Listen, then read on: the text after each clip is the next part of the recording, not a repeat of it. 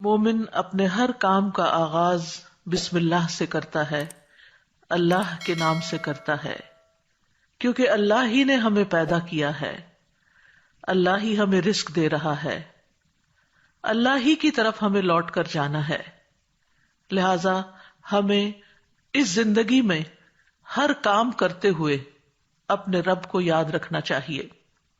قرآن مجید کا آغاز بھی اللہ سبحانہ تعالیٰ نے بسم اللہ سے کیا، اور ہمارے لیے یہی مشروع کیا کہ ہم اپنا ہر قول اور عمل بسم اللہ کے ساتھ شروع کریں۔ پہلی وحی کا آغاز بھی اللہ کے نام کے ساتھ ہوا۔ جبریل امین نے پہلی مرتبہ جب نبی صلی اللہ علیہ وسلم کو قرآن مجید کی پہلی آیت سکھائی تو فرمایا اقرأ بسم ربک الذی خلق، اپنے رب کے نام سے پڑھ جس نے پیدا کیا۔ تو گویا عبادت ہو یا ہمارے دنیا کے کام ہوں، ان سب میں ہمیں اپنے رب کو یاد رکھنا ہے، اور اس کے بے شمار فائدے بھی ہیں۔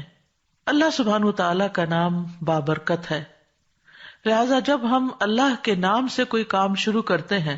تو ہمارے کاموں میں برکت پیدا ہو جاتی ہے۔ قرآن مجید میں آتا ہے تبارک اسم ربک ذو الجلال والاکرام، بہت بابرکت ہے تیرے رب کا نام جو بہت عظمت والا، اکرام والا ہے۔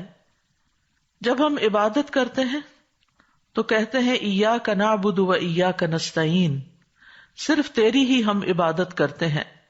اور تجھی سے ہم مدد چاہتے ہیں، کیونکہ ہم کمزور ہیں، ہم اللہ کی عبادت کا حق ادا نہیں کر سکتے۔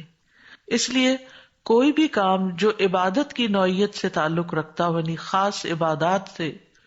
ان کے آغاز میں بھی اللہ کا نام لینا چاہیے، کیونکہ اس سے اللہ کی مدد حاصل ہوتی ہے، اور پھر مزید نیک کاموں کی توفیق بھی ہوتی ہے۔ انسان برائی سے بچتا ہے، شیطان کے وار سے محفوظ رہتا ہے، کیونکہ اللہ تعالیٰ کی مدد، توفیق اور سپورٹ انسان کو حاصل ہو جاتی ہے، اور انسان کے اندر کوئی فخر اور غرور نہیں آتا۔ وہ یہی سمجھتا ہے کہ جو بھی نیک کام میں کر رہا ہوں وہ اللہ کی مدد سے، اللہ کی توفیق سے ہی کر رہا ہوں، اس میں میرا اپنا کوئی کمال نہیں۔ وما توفیقی الا باللہ، نہیں مجھے توفیق مگر اللہ کے نام کے ساتھ ہی۔ پھر اسی طرح جب انسان بسم اللہ سے کام کا آغاز کرتا ہے تو انسان کو اخلاص نصیب ہوتا ہے، کیونکہ جب اللہ کا نام لیا تو اللہ کے نام کے ساتھ اللہ ہی کے لیے کام کرنا چاہیے، جو بھی کچھ ہم کریں۔ اور پھر اگر وہ کام صحیح ہے، عبادت کا ہے یا دنیاوی امور سے متعلق ہے، تو پھر ہماری نیت اور ہمارا قبلہ درست ہو جاتا ہے، انسان کو اخلاص نصیب ہو جاتا ہے۔ پھر اسی طرح یہ ہے کہ انسان جب اللہ کے نام کے ساتھ کوئی کام کرتا ہے تو اللہ کی نعمتوں کی یاد دہانی بھی ہوتی ہے۔ مثال کے طور پر اگر آپ پانی پی رہے ہیں تو جب آپ پانی پینے لگتے ہیں تو بسم اللہ کہتے ہیں، اور جب بسم اللہ کہتے ہیں تو آپ کو اللہ کی یاد آ جاتی ہے، اور پھر ساتھ ہی وہ نعمت جو آپ استعمال کر رہے ہیں اس کے بارے میں غور و فکر بھی نصیب ہوتا ہے کہ یہ اللہ نے پانی پلایا ہے، اور پھر انسان کا غور و فکر اسے کہیں سے کہیں لے جاتا ہے،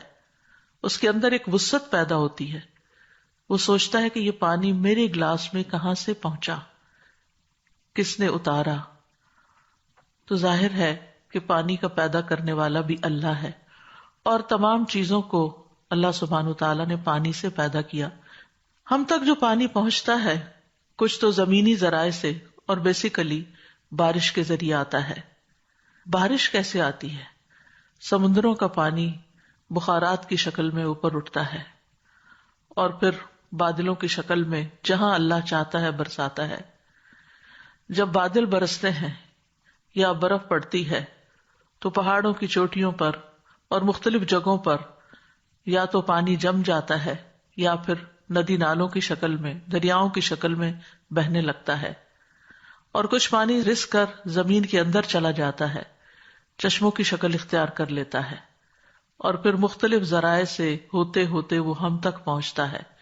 جسے ہم پیتے ہیں۔ اور جب پیتے ہیں تو پھر اللہ کا شکر ادا کرتے ہیں اور آخر میں الحمدللہ کہتے ہیں. لیکن اگر اتنے اہتمام کے ساتھ جو پانی میرے گلاس میں پہنچا اس کو میں نے اللہ کو یاد کیے بغیر، نعمت دینے والے کا نام لیے بغیر ہی پی لیا، تو اس سے بڑھ کر ناشکری کیا ہو سکتی ہے. پھر اسی طرح اگر انسان کھانا کھاتا ہے اور اللہ کا نام لیتا ہے تو وہ ضرور سوچتا ہے کہ کیا جو کچھ میں کھا رہا ہوں یہ اللہ کی مرضی کے مطابق بھی ہے یا نہیں،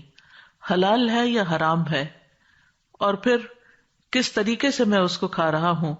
اور کس طریقے سے یہ مجھ تک پہنچا ہے. ان ساری چیزوں پر بھی غور و فکر ہونے لگتا ہے. تو گویا بسم اللہ پڑھنا بار بار انسان کو اللہ کی یاد دلاتا ہے اور اس طرح انسان اللہ کی اطاعت کی طرف مائل ہوتا ہے، اللہ کی دی ہوئی نعمتوں کو اللہ کی رضا میں استعمال کرتا ہے اور اللہ کو یاد کرتے ہوئے اللہ کا قرب حاصل کر لیتا ہے. یعنی